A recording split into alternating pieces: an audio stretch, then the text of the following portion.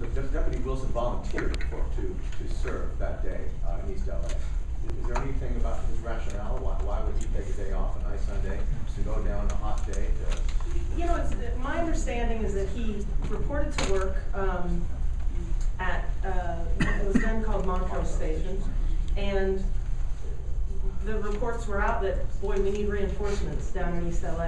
He had previously worked East LA, and so he said he would go, and he was deployed down there as part of, you know, the sheriff's response to this. Was there anything in the box? Was there any reference to then Deputy Baca? Was he there? Was he really there? He says he was there, but there's no. We didn't see any reference to the sheriff. I think there's a question from the community that you have 8 boxes and thousands of pages of documentation and files. If it was an accidental death, wouldn't there be 40, 50 pages, open and shut case? There was an accidental death, officer involved shooting, or deputy involved shooting. Why 8 boxes worth of information? Doesn't that suggest that there was, you know, there's a lot of, you know, officer and deputy involved information that they were following Salazar, or there was, you know, great interest in the person of Salazar? Much of the material in the boxes is addressing the riot. When officials spoke about this case, they always mentioned it in terms of the riot. And obviously the department would need to look into that as well, but they connected the riot up with this death as a partial, not justification necessary, but explanation for what transpired. Because the Silver Dollar Bar, if I understand correctly, is maybe 7 or 8 blocks, about 1.5 miles from Laguna Park, or Salazar Park as it's now known. That's quite a while, so quite a distance. But they would have, you know, tear gas projectiles so far away from the scene of a riot, would suggest to me that, as Frank had suggested, it seems, you know, why would they have that? Why would they have been given permission to shoot that so far away from the riot? You asked an interesting question at the end, which is why would they receive permission? They didn't receive permission. In those days, you didn't need permission. It's different now. All right, but the second part is important also, and that is, even though you know, people think of most of the violence on both sides happening at then Laguna Park, now Salazar Park, there was businesses on fire and being looted very close to the Silver Dollar. In fact, when Wilson first got there, he used his tear gas to disperse a crowd that was throwing bottles at firemen just down the street from the Silver Dollar. Mike, has there been a decision made on withholding photographic evidence in the boxes? You mentioned that yesterday.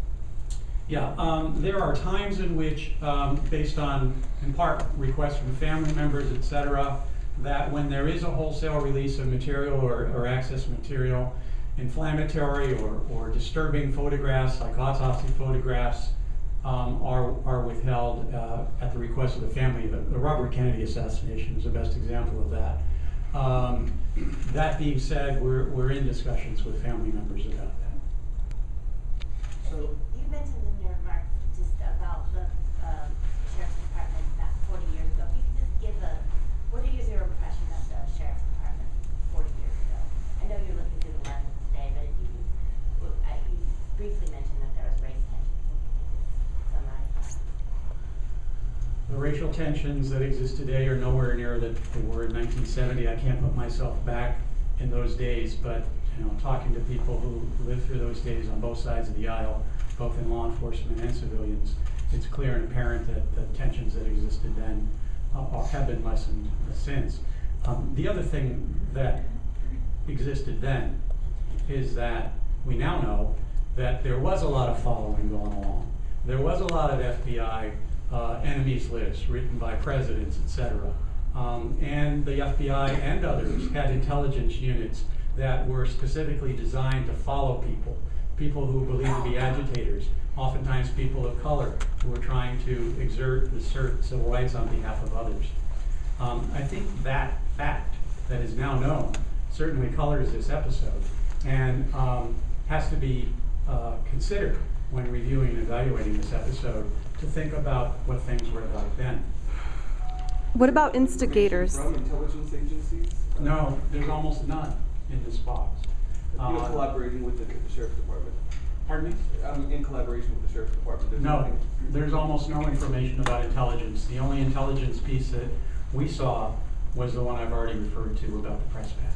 Would that lead you to believe that the boxes, or what's your level of confidence that the material is not tainted with files? I wasn't around in 1970, so I can't say anything about that. All I can say is that I'm confident that Homicide provided to us what they have, at least last year.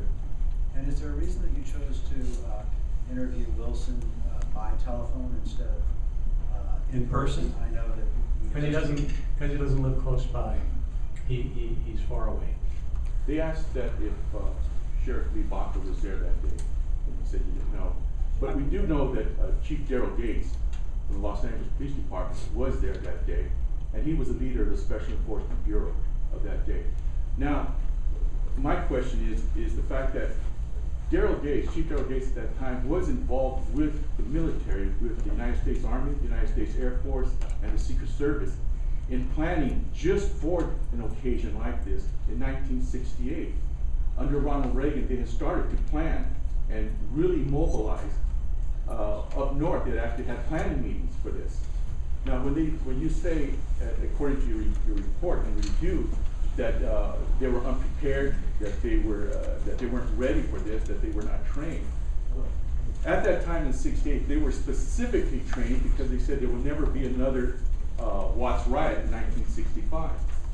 The fact that Chief Daryl Gates was there, the fact that the Sheriff's Department, Los Angeles County Sheriff's Department, were represented there at these meetings and in these planning meetings, it kind of leads me to think, when you say that they were unprepared, and the fact that there's no other agencies mentioned in the files. And also the fact that just 5 months prior to the uprising in August 1970, there was a dry run by the organization of these agencies, interdepartmental agencies, in planning just for this event. Right. Now, the fact that Chief Daryl, you see where I'm going. Of course I do. I can say that there's nothing about Daryl Gates or other agencies that were detected in these boxes. That doesn't mean that it didn't exist. And I can also say that there is a memo prior to the march by a captain who probably got in trouble later down the road, saying he expected it to be a peaceful march. There wasn't going to be a lot of problem. You need a lot of logistical support. They were wrong about all that. In terms of intelligence back in the day, is there anything in the boxes that says that there might have been instigators during the riots or during the moratorium marches? Absolutely. How many, and is there specific incidents? There's a whole box full of reports about instigators, about groups that handed out sticks and rocks and bottles to people. That's throughout the report. Were they police officers, or were they intelligence officers who were undercover? There were deputies that reported this by and large, although I think there were some plainclothes people as well. All right, if there are no further questions, thank you very much.